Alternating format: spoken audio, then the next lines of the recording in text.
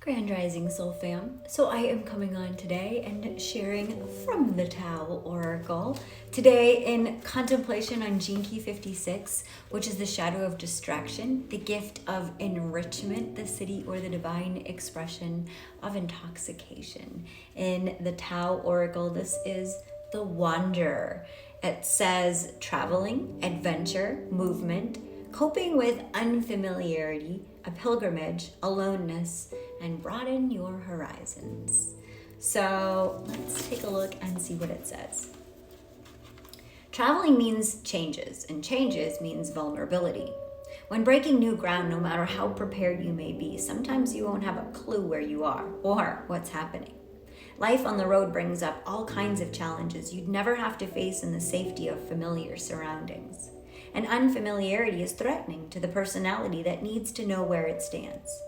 When we feel lost or out of place, we sometimes overcompensate to create an impression of keeping it all together, often with the unfortunate result of appearing downright foolish.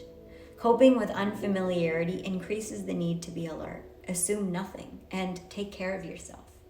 Respect local customs. Remember, when in Rome, do as the Romans. Whatever may have worked at home does not necessarily hold up elsewhere. Be ready and willing to ask questions. Listen attentively. Be courteous and stay flexible. No one appreciates being judged as inferior, and once it happens, it creates wounds. The unhappy result of this kind of insensitivity can be that support once given is quickly withdrawn. Be wary of any temptation to condemn anyone or anything because it's different from what you know. Whether judgments are spoken or formed only in thought, to indulge in them will create problems sooner or later. This childish habit is a byproduct of insecurity, which puts the unfamiliar down in order to feel superior. It seldom has anything to do with anyone but ourselves. You never know when you may need help from the very person you condemned. As a newcomer, it's wise to create a respectful and friendly atmosphere by being sincere and unpretentious. Sometimes life simply defies the best laid plans. Under such circumstances, all you can do is be as sensitive and as conscious as possible in the choices you make.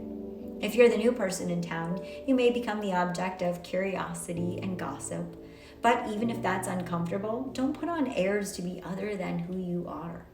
Sincerity, respect for yourself and others, and a straightforward demeanor go a long way toward paving the way for sound relations. A sense of humor helps too, for nothing puts people on common ground better than a good laugh, especially when it's shared in a comfortable, informal atmosphere. Avoid challenging the established order, but if your space is transgressed, speak up about it. Being forthright about your own boundaries is as essential as respecting others. No need to condemn, however. Once you've expressed yourself, drop the issue. Life's a journey, and in that sense, we are all wanderers. We grow as we go, and it makes little difference whether that going was far or near. Finally, it's our attitude toward each step taken, not the number of miles racked up, that determines the quality of our existential reality. Seasoned travelers know how to adapt and keep their needs to a minimum. It's wise to remember when you find yourself a stranger in a strange land that less is more. Keep your lifestyle uncomplicated. That goes for your state of mind as well as your luggage. I'm still working on that one. The changes, bottom line. Be careful not to become petty or trivial now, because what you're putting out sets the stage for what you'll get back. Aggression will attract resistance.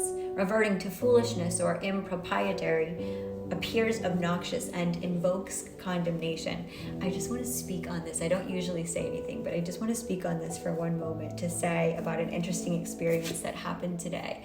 While I was at a solar return celebration, birthday party, we were outside, we were singing, we were banging the drum, we were having a great old time.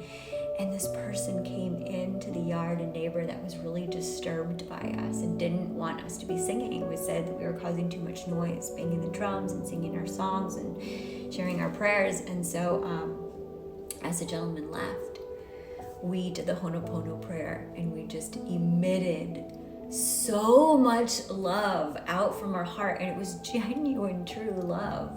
It was like, even when we are here singing kirtan, banging and praying. And, for us, this is just ecstatic bliss. For an outsider that's wandering in, to him it was triggering, it was rupturing something. So he wanted to shut it down, he wanted to close it down. So instead of us closing our hearts down at the experience, we actually tuned into our heart and we emitted out the unconditional love that we are. So we got to reflect just nothing but pure love and return all love where there was non-love. So I just wanted to share that. Okay, line 2. Keeping your lifestyle simple and self-contained will attract respect. Although you're an outsider, you'll be provided for and may unexpectedly receive expressions of support and admiration from another. Line 3. I don't even know this word, truculent behavior is creating havoc wherever you go. By sticking your nose in other people's affairs, you've become an unwanted guest. You're judging others as foolish, but you're the one that most fits that description, and you can ill afford to be tossed out on your ear with no one to turn to. Got the message? I always have to remember that. Anytime we bring up another person in a story, we're just creating these other perceptions of them, because everybody now starts formulating, this neighbor, and I have an idea and a story, and it just wreaks havoc all of a sudden. Okay, line 4. Reining it back in. You may have succeeded in creating much around you, but you haven't been able to bury the underlying sense of having no real roots. It may look to others like you are in an enviable position, but because you don't feel truly at home, you're always guarded and uncomfortable.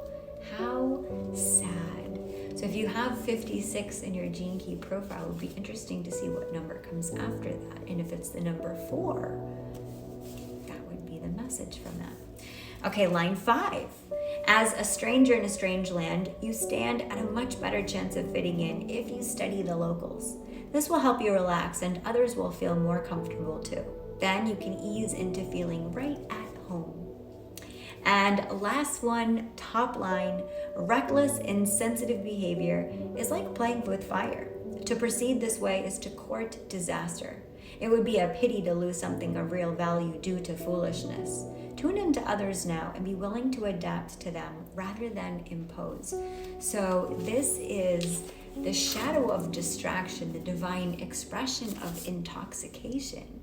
But we can see in this modern society how intoxication can also be a major shadow when we become addicted to things like substance, like patterns of behavior, like reckless behavior or self-sabotaging behavior. So this card here is this invitation for enriching experiences that bring you home, back to yourself, to the unconditional love that you are. And sometimes we find those when we go on our own little vision quests. So, sending you so much love. If it is in alignment, you may like to join us on the Way of Namaste, where on the 13th of every month, we do step work with the Way of Wellbriety. We go around the medicine wheel and we break free from addictions and all things that are no longer serving us. So you can find more about it at the Way of Namaste. Sending you so much love. Namaste.